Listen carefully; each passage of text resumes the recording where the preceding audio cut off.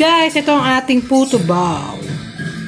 So what's up? Ito nga guys, ito na ang ating puto bao guys. So ito nga pinabili natin doon sa tao natin dito guys.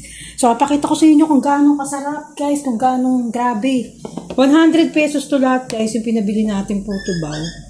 Yan, puto bao, special. So yan ang ating puto bao guys. So titikman na natin guys, kuha tayong isa ng ating puto bao. So busog na busog pa ako guys, kakakain ko lang. Pero tikman natin guys, ito ating puto bao. Grabe. Oh, nyug talaga yung laman niya sa loob, guys. Nakita nyo ba? Nyug. Sarap. Tikman natin.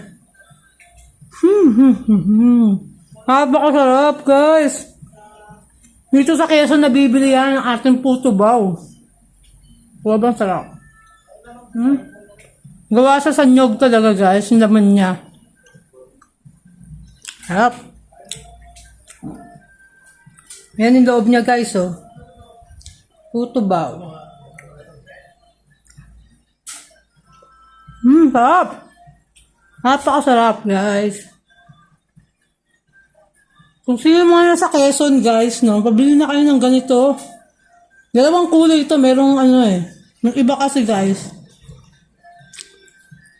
Parang siyang ano, guys, na may kulay ube. So, ito plain lang siya. Sarap, guys.